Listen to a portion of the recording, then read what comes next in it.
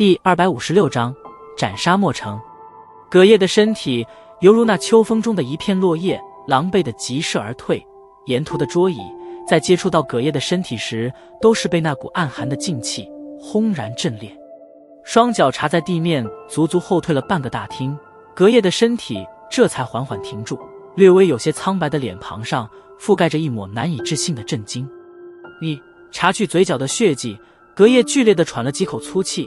心中却是犹如翻起了惊涛骇浪。那张面孔为什么有些熟悉？脑海中3年之前萧家少年那稚嫩中蕴含着不屈与倔强的脸庞，缓缓从记忆深处浮现而出，与先前那惊鸿一瞥的面庞互相重叠，竟然是隐隐有着几分神似。不可能！心间猛地狠狠一颤，葛叶胸膛急速地起伏着，深吸了几口有些冰凉的空气，片刻后摇了摇头，眼花了。就算那少年脱去了废物的名头，可想要在短短3年达到这种境界，绝对不可能。3年时间，从一名连斗者都尚还不是的实力，提升到斗皇级别，这种话，葛叶敢拍着胸口打包票，即使是放眼整个斗气大陆，恐怕也绝对不可能有人办到。随着心情的缓缓平复，葛叶也是开始怀疑自己先前的所瞟见的面目。在略微思量之后，心中非常坚定地认定了一个事实：先前自己绝对是眼花了。心中这般认定之后，葛叶脸庞之上的震惊方才缓缓平复，捂着胸口咳嗽了几声，一缕血迹再度从嘴角溢流而下。先前黑袍人的那一掌，让得他受了不轻的伤。葛叔，你没事吧？高台上，纳兰嫣然飘然落在葛叶身旁，俏脸上浮现许些担忧，急切地问道：可不碍事？摇了摇头，葛叶苦笑道。望着葛叶那苍白的脸庞，纳兰嫣然柳眉微竖，这还是他第一次瞧见有人敢这般对付云岚宗的人，当下含着俏脸，将视线投向那位黑袍人，清冷的道：这位大人，你今日这般举止，是在向云岚宗挑衅吗？黑袍微微抖动，纳兰嫣然似乎能够察觉到那从黑袍下射出来的淡漠目光，当下玉手紧握，心中隐有一分怒意。你除了会抬出云岚宗之外，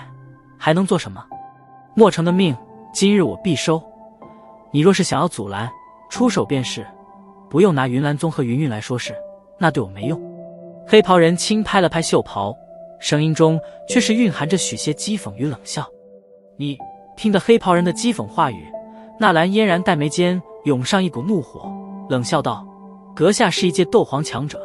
想必在加玛帝国内也不是无名之人。既然你今日执意要杀莫城，那还请将名号报出来，日后我云岚宗自会找大人说理。说理？哼，应该是云韵带着几百人一起来说吧。黑袍人摇了摇头，嘲讽地笑道：既然阁下能当着东北省份众多势力首脑的面击杀莫城，那又怎藏头露尾的？以你的实力，我想应该不是害怕莫家报复，而是忌惮莫家身后的云岚宗吧。纳兰嫣然冷声道：并非不敢，只是不想。你也不用着急，云岚宗我迟早会上去，到时候我是何身份，你们自然会清楚。黑袍人淡淡的道。听得黑袍人如此不将云岚宗放在眼中，纳兰嫣然轻咬着银牙，恨恨的道：好，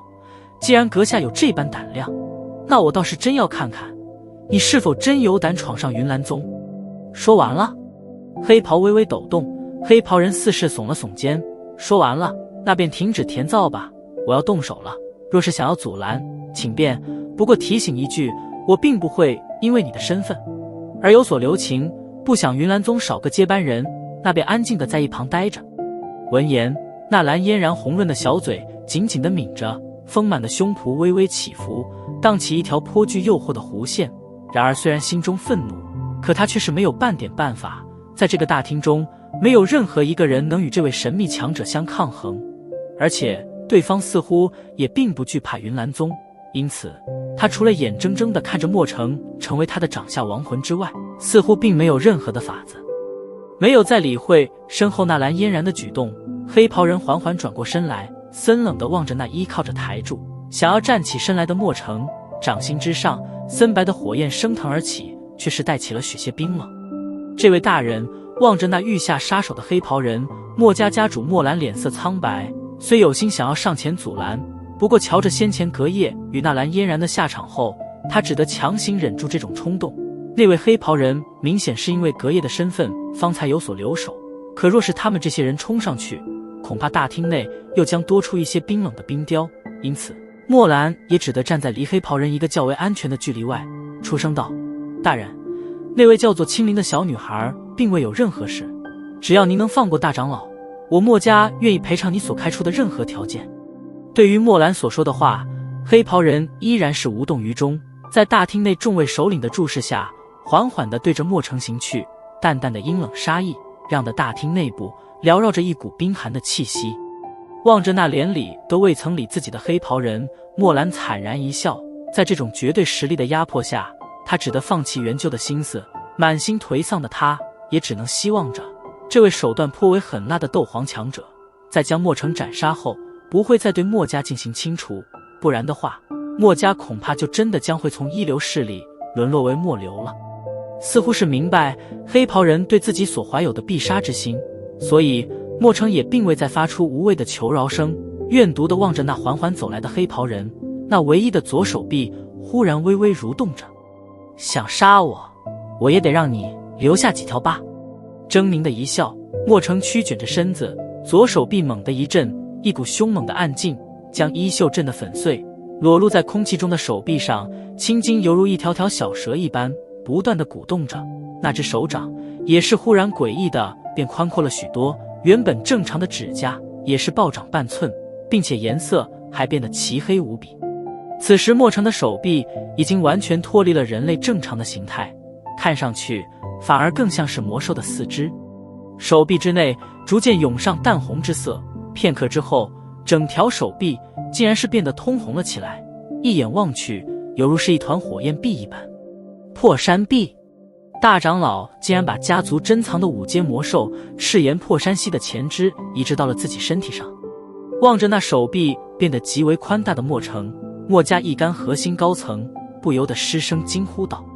脸色大变地望着墨城的手臂，墨兰嘴角忍不住地抽搐着，这作为家族最宝贵的东西，居然是私下被墨城给占为私有之物。作为一家之主，他心中着实是有些愤怒。去死吧！怨毒地盯着黑袍人，墨城脚掌狠狠在身后的台柱之上一踏，膝盖微弯，旋即身体犹如一颗炮弹一般直冲向黑袍人。在冲掠之间，墨城那显得有些巨大的手掌拖在地面上，尖锐的手指竟然是生生地将坚硬的地板撕裂出了5道深深的沟壑。望着墨城那骤然间变得颇为恐怖的力量，大厅内的众人脸色皆是有些变化。虽然他们有些人也听说过墨家的人能够移植魔兽肢体来代替原本的器官，不过却从未见识过代替之后所能带来的变化到底有多巨大。立在原地，黑袍人望着那眼睛变得通红并且布满血丝的墨城，低声冷笑道：可怜的家伙，原来在你获得魔兽力量的时候，精神也在逐渐被兽性所侵蚀。你们这所谓的移植，最大的出彩之处，恐怕就是将一个人变成一头只知杀戮的魔兽吧。杂种，去死吧！脸庞狰狞，墨城怒瞪着眼瞳，脚掌狠狠一踏地面，身体爆射向黑袍人头顶，巨大的手掌狠狠地挥击而下。手掌挥动的刹那，空气竟然都是在这股恐怖的劲气中被砸得产生了刺耳的音爆之声。黑袍人立脚之处，坚硬的地板在上空那恐怖力量的压迫之下开始了寸寸皲裂。感应着头顶上方那暴袭而来的劲气，黑袍人缓缓抬头，将黑袍之下的那张清秀面孔清楚地展现在了那双眼赤红的墨城视线内。即使此刻精神已经进入狂暴状态，不过在瞧得黑袍人那张年轻宛如少年般的清晰面孔之后，墨城那赤红的眼瞳中依然是忍将不住的浮现几率难以置信的震惊。结束了，清秀的脸庞面无表情地望着震惊中的墨城，手掌缓缓举起，其上森白色的火苗微微翻腾着，瞬息之后犹如喷火器发射一般猛地爆射而出。阴森的森白火焰暴掠过半空，将那墨城包裹其中。在众人的注视之下，处于火焰之中的墨城森白的冰层忽忽然从其身体表面涌现而出，眨眼时间便是将之完全的包裹，成了栩栩如生的冰雕。古灵冷火，一种极热与极冷的混合体，极热时焚尽万物，极冷时冰冻大地。半空中，冰雕无力地坠落而下，在冰雕上依稀还能瞧着那临死前的惊骇与狰狞。咔嚓，冰雕坠落下地，在一道道目光的注视下轰然裂开，其中尸骨无存。望着那在鲜艳的地毯上逐渐化开的白色冰块，大厅内死一般的寂静。